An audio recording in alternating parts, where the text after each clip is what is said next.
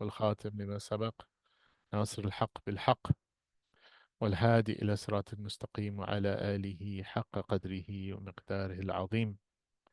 اللهم لا علم لنا إلا ما علمتنا إنك أنت العليم الحكيم. اللهم علمنا ما ينفعنا وانفعنا بما تعلمنا وزدنا من فضلك علما وتعليما إنك على كل شيء قدير. وأفوض أمري إلى الله إن الله بصير بالعباد. Alhamdulillah Rabbil Alameen. So we've reached the last aphorism of the aphorisms of chapter 1, and we mentioned that this the aphorisms therein, especially these aphorisms as they come towards the end, they are very much a extension of this trajectory of light. And so as we arrive at these last aphorisms, and in particular these last three aphorisms, what Ibn Ata'ala is trying to do, and that's why the commentators have kind of really emphasized that as well, is to produce a state of ishraq, illumination, to produce a state of an experience whereby, to whatever degree, we see, as Ibn Ajiba says, butlan al-hijab, we see the absolute falsity of the idea of there being a veil from Allah subhanahu wa ta'ala. Even though that may be the phenomenological, i.e. the everyday experience of many of us. And that's what Ibn Ajiba says, that there are the arifun, as he introduces this particular aphorism, he says, ثم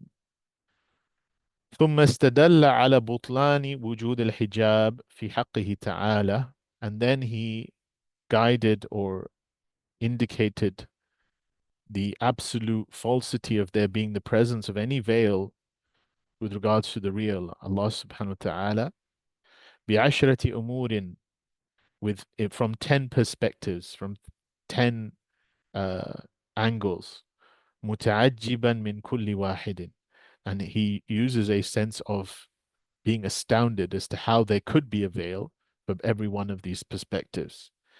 And so he says, لظهوره مع خفائه, and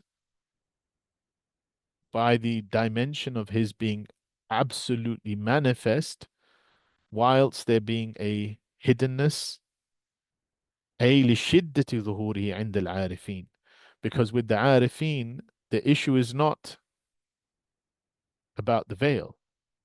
The issue is the shiddat al-zuhur, the intensity of his manifestation. And that's why in the previous aphorism, that some of you remember, aphorism number 15, we specifically said, مما يدلك على وجود قهره سبحانه أن حجبك عنه بما ليس بموجود معه. From that which indicates to you the existence of his omnipotent power is that he's veiled you from himself with that which has no real existence alongside him, i.e. the sense of what is it that usually veils us from him? The sense of us being separate, this sense of separation, which is, they call it the talsama, the talisman of me. And why do they call it the talsama, the talisman? Is because in ancient times, when they would bury treasures, because they didn't have necessarily institutions like banks or safekeeping places where they could keep their precious items. And so they would bury often precious items. And then as a way of warding off people from attaining unto them, they would often put talismans, their protective amulets or something that would protect it. So here the reference is that at the core of who you are a treasure. And in fact, everything is disclosing that treasure, i.e. the hidden treasure of knowing Allah subhanahu wa ta'ala. But because everything precious requires some level of struggle to attain and cannot be given without the requisite readiness, then there is as Ibn Ajibah himself uses this analogy in one of his letters, he says there is the talsama, the talisman of this egoic sense of me. But really, it doesn't exist.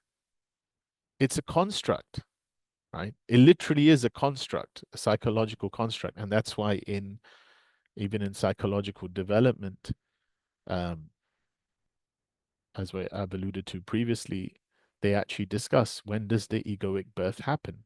And somebody like Margaret Mailer, who's part of ego psychology or depth psychology, would say the psychological birth of the infant kind of coincides with language acquisition around about the ages of 2 or 3. Like the psychological birth, the sense of a separate me.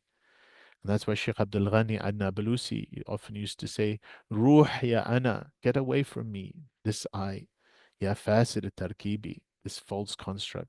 Ya ha'ilu bayna wa bayna habibi, you which comes between between me and my beloved, i.e. Allah subhanahu wa ta'ala. So there is a sense of us being veiled when there isn't a veil, and that in turn actually illustrates the manifestedness of his qahar, his ability to overpower you. So with the arifin, with those who know Allah subhanahu wa ta'ala, there is nothing but the shiddah of his zuhur, the intensity of his manifestness, even in the presence of a veil.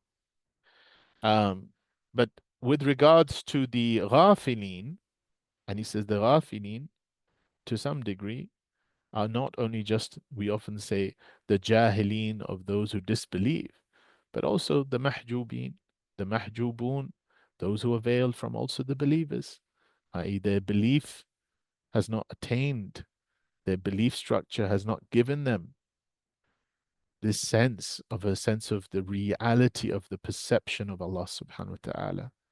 And this is a reality, and ta'bud Allah ka'annaka tara. Prophet sallallahu alaihi wasallam defined ihsan, spiritual excellence, as an ta'bud Allah ka'annaka tara, to worship Allah as though you see him. And then he said, فَإِن لَمْ تَكُنْ تَرَاهُ فَإِنَّهُ يَرَاكَ. If you're unable to see him, then know that he sees you. And somebody was interpreting this hadith once, or this particular statement in the hadith, and they said, oh, and you cannot see him, therefore know that he sees you. And I said, where does he say you cannot see him? In the Arabic language, فَإِن لَمْ تَكُنْ تَرَاهُ.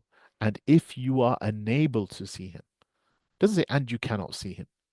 It says, if you are unable to see him. So the seeing here is not the seeing in the temporospatial sense, and yet every form of temporospatiality is a disclosure of him. So it's seeing him insofar as he's disclosing himself and everything.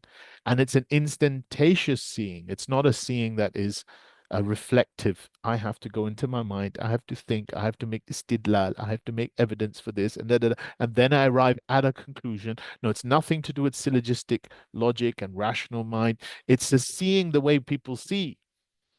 And yet, it is a seeing of disclosure, in that you see the athar, every single trace, as pointing to the mu'athir, pointing to the one who brings it about. Every single af'al, every single thing can be reduced to the af'al of Allah, the actions of Allah. Allah creates you and that which you do. And then you see the fa'il. You're not, the af'al points to the fa'il. Or they say you're seeing existence at itself. You're seeing existence, wujud. But wujud doesn't exist as an abstract, because you see the mujid, the one who's bringing it into existence, or the wajid, the one who's bringing it into existence. So kullu shay'in halik illa wajha, everything is perishing except his face, and the arifun are those who see that face.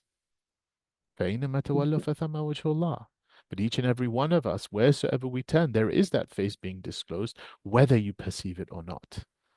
So the question now becomes, as we go into this later, or the last aphorism in this initial chapter of the Hikam, is now what Ibn Ta'ala is trying to do, and the commentators they're trying to do.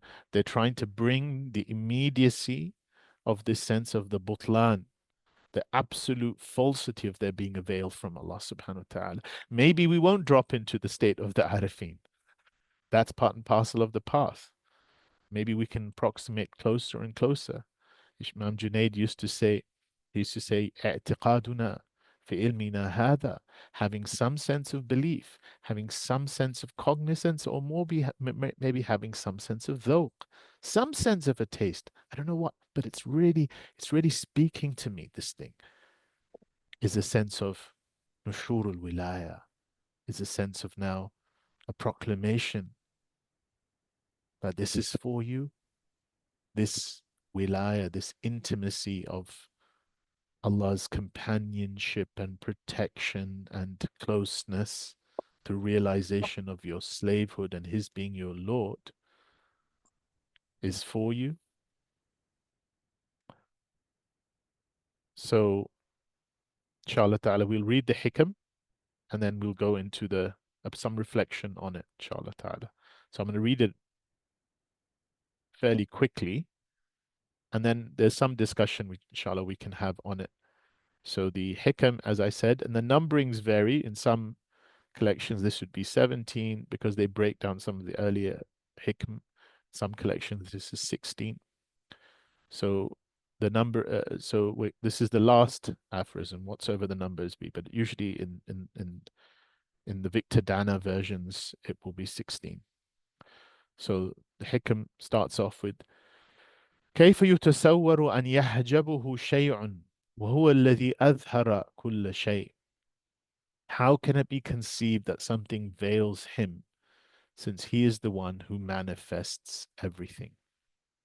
How can it be conceived that something veils him, since he is the one who manifests everything? Right? And we said there's going to be 10 questions by which he's posing. So this is the first one. Then the second one is كيف يتصور أن يحجبه شيء وهو الذي ظهر بكل شيء. How can it be conceived that something veils him, since he is the one who's manifest through everything? And we'll discuss each of them in turn. Maybe we'll have a little bit of commentary here as we discuss them. So the first one was كيف يتصور أن يحجبه شيء وهو الذي أظهر كل شيء. And Ibn Abad al-Rundi says بما أشرق عليه من نور الوجود وقد كان في ظلمة العدم كما تقدم. So he says that how can it be conceived that something veils him, since he's the one who manifests everything? He says this is from the perspective that Allah subhanahu wa ta'ala has manifested everything through the light of existence, because everything was in the darkness of non-being. So he is the one who is أظهر كل شيء. He's manifested everything. So how can something veil him? The next one is كيف يتصور أن يحجب شيء وهو الذي ظهر بكل شيء. How can it be conceived that something veils him, since he is the one who is manifest through everything? Ibn Ba'd al-Rundi says حتى استدل عليه مستدلون بالأشياء كما قال تعالى سنريهم آياتنا في الآفاق وفي أنفسهم. So he says, how can it be conceived that something veils him, since he is the one who's manifest through everything? So every single creative phenomena is only a pointer to him. And that's why Ibn Ba'd says, Allah says, Sanurihim ayatina. We'll show them our signs in the horizons and in their own selves. Because every single thing is a sign to Allah. And what is the purpose of a sign? Is that you follow what it's indicating. And what is it indicating? Everything is indicating Allah subhanahu wa ta'ala. And the third is كيف يتصور أن يحجبه شيء وهو الذي ظهر في كل شيء. How can it be that something manifests him when he is the one who's manifest in everything? And here Ibn Abad al-Rundi says إذ هو المتجلي فيها بمحاسن صفاته وأسمائه, because he is the one who is mutajalli. Mutajalli means the one who is revealing himself in a very immediate sense in everything through his sifat, his attributes and his names and his actions. And Ibn Ajiba would say his qudra, his absolute omnipotent power. So this is the idea of قُلْ انظُرُوا مَاذَا فِي السَّمَاوَاتِ وَالْأَرْضِ. Look at what is in here in the sense of not a temporal-spatial in, but an in of an underpinning, an ontological inness. What is it that's underpinning the thing nature of anything? And then when you do that, you see that he is the one who's manifesting everything at all of these levels of disclosure. Then it says, كيف يتصور أن يحجب شيء وهو الذي ظهر لكل شيء. How can it be conceived that anything veils him when he is the one who is being manifest for everything? So not only is he manifest in everything, but the manifestness of everything, right, is for him too, is for him too. Um, so he says, Ibn Abad says, um, he says, and that is why every single thing is glorifying him. And as an indication of the verse, تسبح له السماوات السبع والأرض ومن فيهن وإن من شيء إلا يسبح بحمده ولكن لا تفقهون تسبيحهم إنه كان حليما غفورا in Surah Al-Isra. So it says every single thing is glorifying him. And every single thing was glorifying him from position of everything is being revealed and disclosing him, and everything in turn is revealing him at this deeper level. A, they say now, li kulli shay, and that the purpose of every single thing goes back to this glorifying of him, of his manifesting of him. And he's the one who manifest in that. And it says, كيف يتصور أن يحجبه شيء وهو أظهر من كل شيء. And okay, before that, sorry. كيف يتصور أن يحجب شيء وهو الظاهر قبل وجود كل شيء. How can it be conceived that something veils him when he is the one who is uh, manifest before anything can be thought to be in existence? He's the one who's manifest before everything, and everything is an extension of his bringing it into existence. Then it goes on to say, كيف يتصور أن يحجب شيء وهو أظهر من كل شيء. And so this manifestness of Allah bringing things into existence doesn't mean that once they come into existence, they cease manifesting Him. He's أظهر. He remains more manifest than everything because everything's manifestness is ultimately His. كيف يتصور أن يحجب شيء وهو الواحد الذي ليس معه شيء. How can it be that thought that anything veils Him when he is the one alongside there is nothing, from a position of this independent existence, from a position of its purpose, from a position of this sense of true wujud, true existence, existence by itself. كيف يتصور أن يحجب شيء وهو أقرب إليك من كل شيء. How can it be conceived that anything veils him when he is closer to you than every single thing? And this is where those verses in the Quran, when they point to Allah subhanahu wa ta'ala being closer to you than your own jugular vein, this أقرب إليك من حبل الوريد, closer to you than his waridatan, then this is a pointer to the very sense of your existence. This is where your life force is. And that's why when you do the dabh, the dabiha, and that's cut, the idea is that as the blood pours out, the sense of existence goes, the sense of existence in this world, this sense of I am in this world. And that nature of your existence, I am, he's closer to you than that. His I am precedes your I am. His reality precedes your reality. And so he's closer to you than every single thing. أي أقرب إليك من كل شيء وكيف يتصور أن يحجب شيء ولولاه ما كان وجود كل شيء. How can it be seen that anything veiled him when if it wasn't for him there would be nothing? And then he says right at the end, يا عجبا كيف يظهر الوجود في العدم. How can it be that existence is being manifest in Adam, something that is non-existence, which is every single thing. By its own sifa is Adam. But Allah is manifesting His own sifa, His sifa dhatiyah, His essential attribute of His wujud, His existence in this.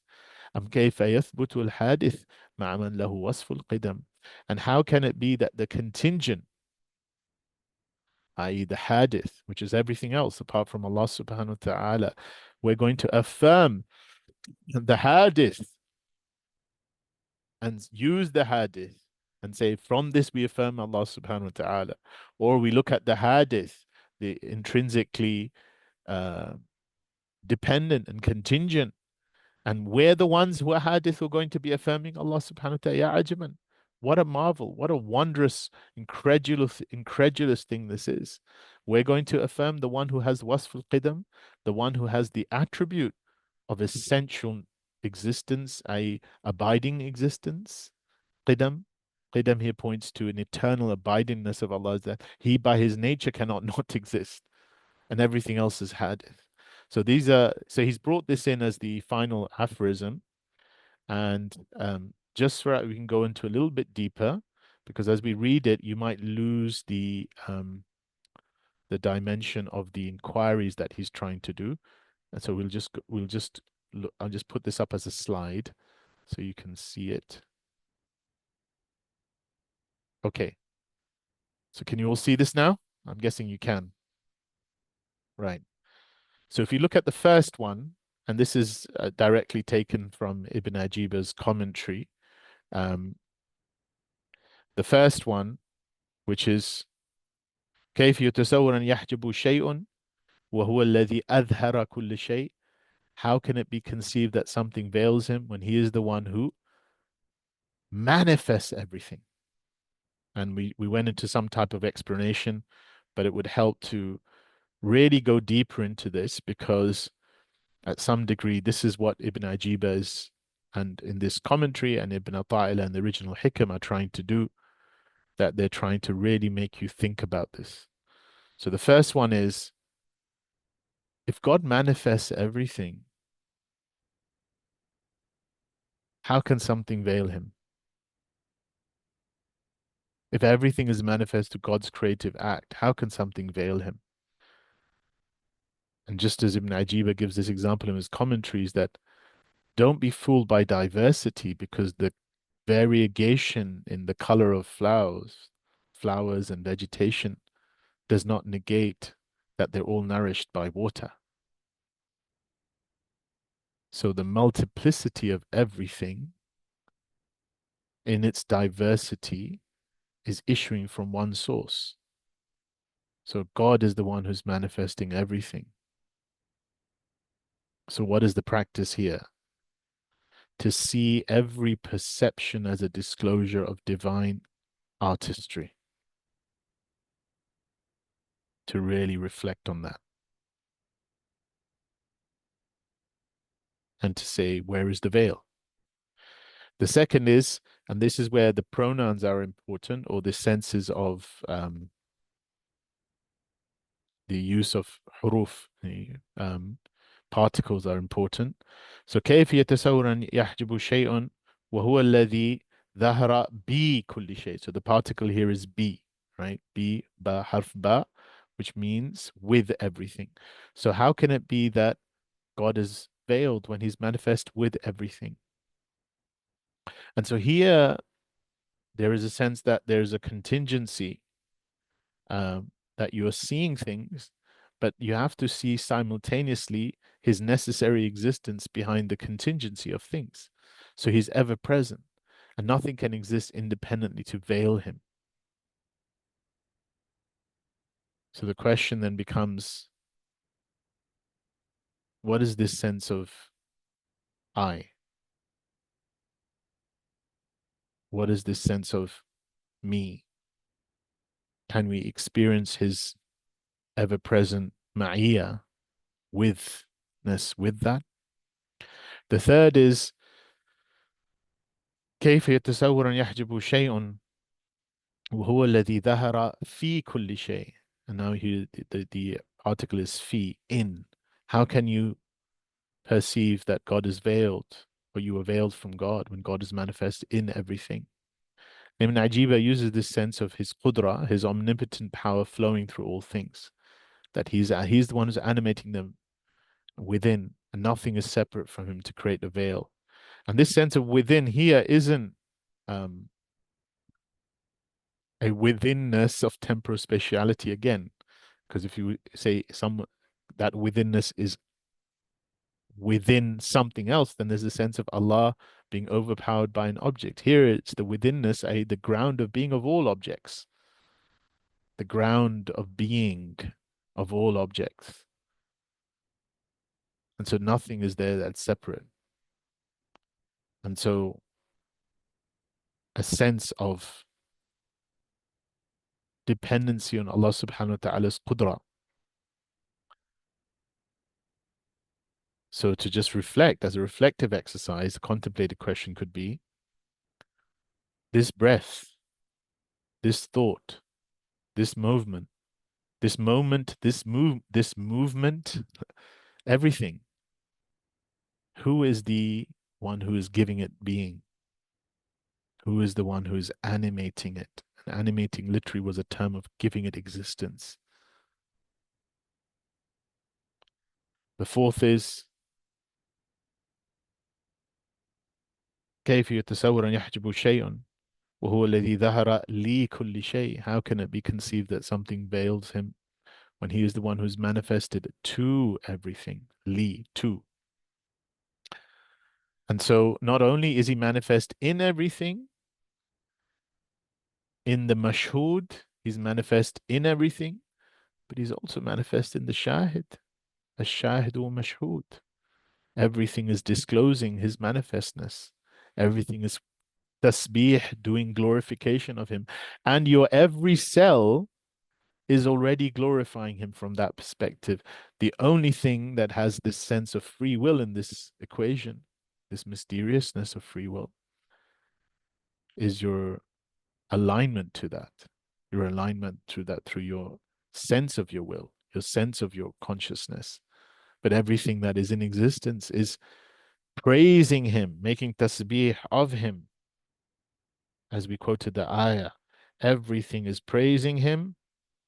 إلا يسبح بحمده ولكن لا تفقهون تسبيحهم. But you do not understand its tasbih. You do not understand its tasbih.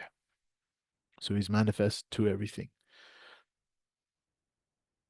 So where are you with this regards to this recognition of disclosure? If every single thing from its essential reality is in recognition of this disclosure, where are you aligning yourself to this? And that's why the reality of the discovery of this is haqiqah. The Sufis call it realization of the haqiqah, which is nothing but the reality of everything. The reality of everything. It's not a disclosure that takes you away to some secret esoteric realm, insofar as it is opening you up to the reality of everything. Then the fifth one.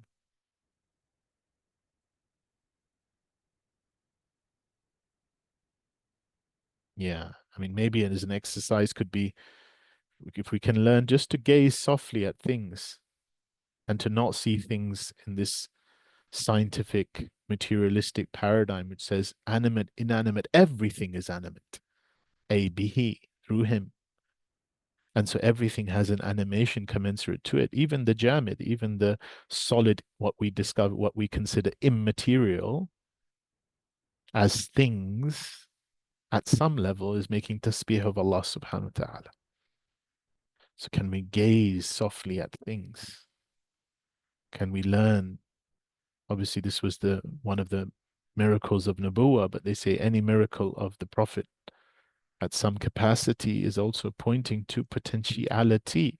So the mu'jizat of the Anbiya have correlation with the karamat of the awliya. The miracles of the prophets have correlation with the same breaking of these habits of nature with the awliya, the saints who draw nearer to Allah subhanahu wa ta'ala. And we know the Prophet sallallahu alaihi wasallam would hear pebbles glorifying. He would hear the tasbih of quote unquote supposedly inanimate objects. So can we learn? Can we learn to see the manifestness of God in objects and the manifestness of God to objects? Can we learn to be in this Inna lillahi wa inna ilayhi raji'un, that everything is from Allah and to Allah? The fifth one.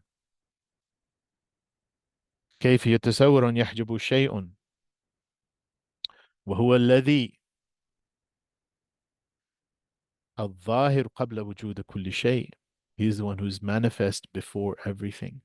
And this is a point to two the reality of the maratib al-wujud, the reality of the degrees of existence in that. And this is something many people who don't understand tasawwuf don't understand. And in reality, through this hierarchy of degrees of existence, we come to understand and resolve many of the questions that otherwise could be perplexing to the rational mind, because the rational mind wants fixatedness. The rational mind wants to see things dualistically and in or out.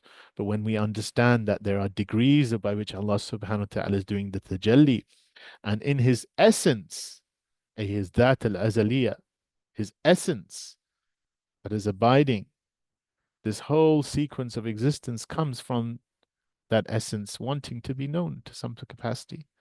كنت كنزا مخفيا. He was a hidden treasure. فأحببت أن أعرف. And he loved to be known.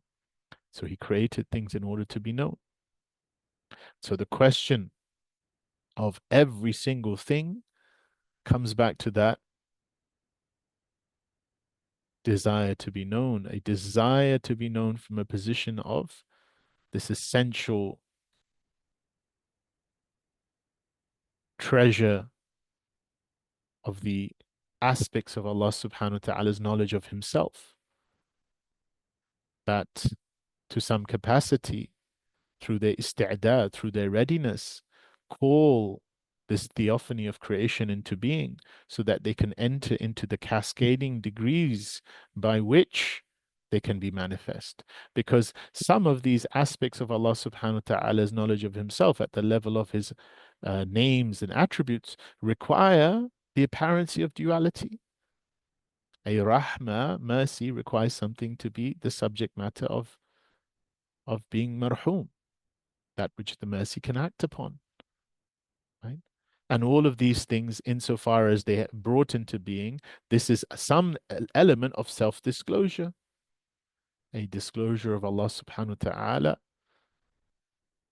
of this calling into being, of things of wanting to be known, of his own knowledge.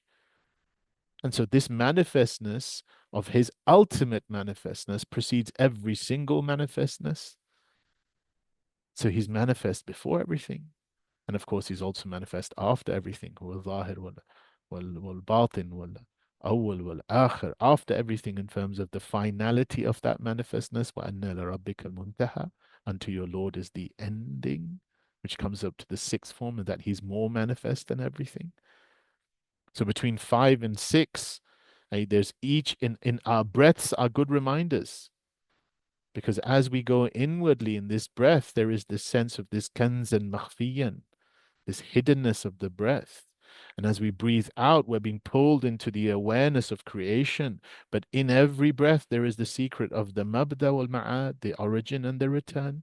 Min Allah, ilallah, min Allah, ilallah. And that's why every single meditative tradition, to some capacity, has built on this awareness of the breath. This awareness of the breath as a pointer. His manifestness before and after and in and out is all at some point contained in just being able to have an awareness of the breath, to build an awareness in your heart around the phenomena of the breath, to see the miracle of the unfolding of existence in this phenomena of the breath.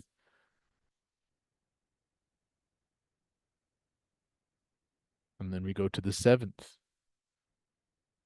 كيف يتصور أن يحجب شيء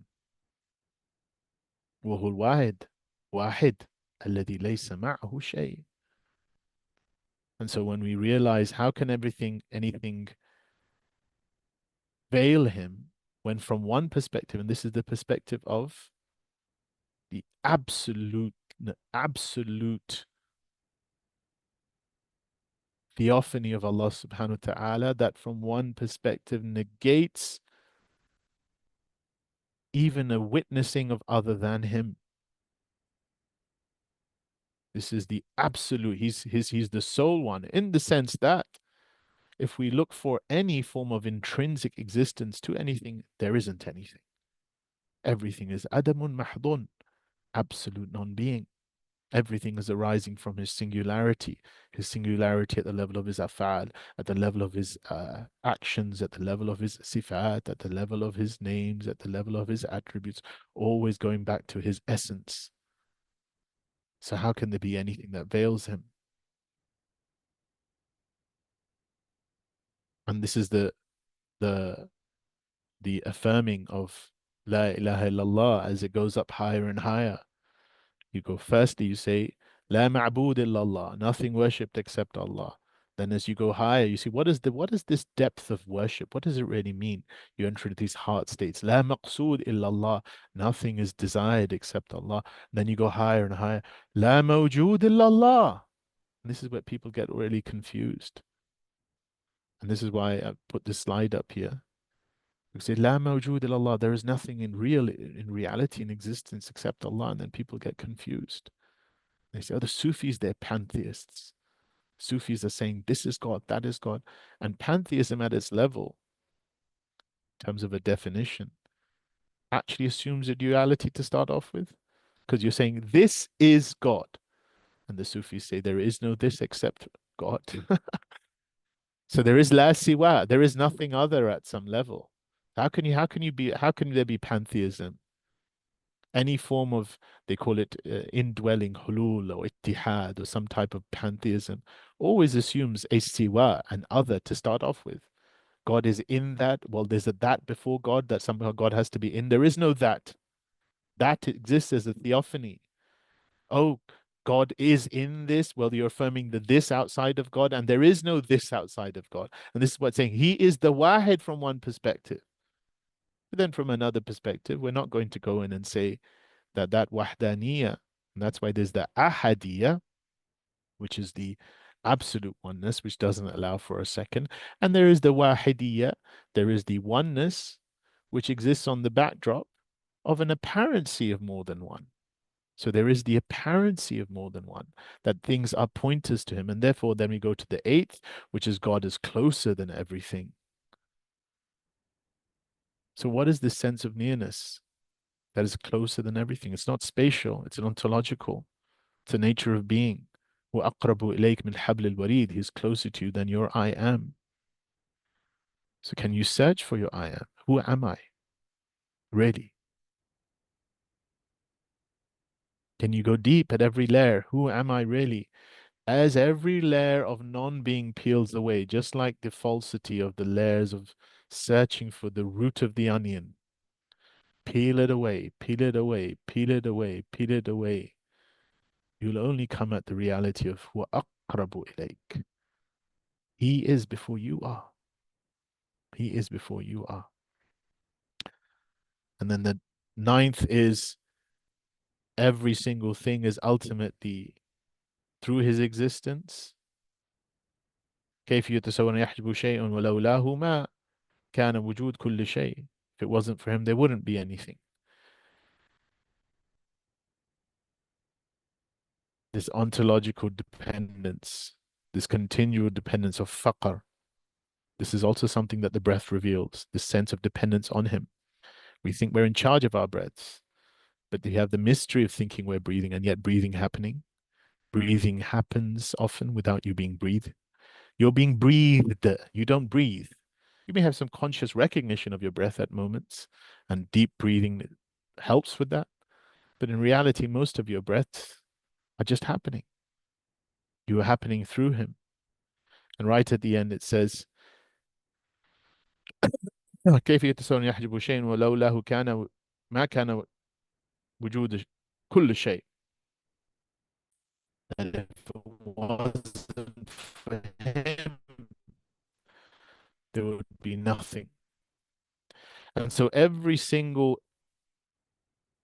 exploration in these 10 there is nothing other. And they are expressions of what some would call it non-duality. Like there is no duality at the level of ultimate reality.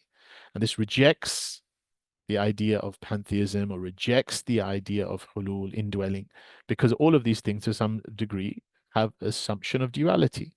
So that's why he ends right at the end with the wondrousness of the hadith, which is you and me and everything else, as being some testimony to this oneness. So we'll end with this. Subhanak wa bihamdik, subhanallah azim. والعصر إن الإنسان لفي خسر إلا الذين آمنوا وعملوا الصالحات وتواصوا بالحق وتواصوا بالصبر. Allah subhanahu wa ta'ala help us, enable each and every one of us to have some degree of the opening, some degree of the opening of this of this veil, some degree of the opening of these realizations. وَمَا ذَلِكَ عَلَى اللَّهِ بِعَزِيزٍ وَالْحَمْدُ لِلَّهِ رَبِّ الْعَالَمِينَ. So I'll just end the recording now. You can have a few questions maybe as I end it.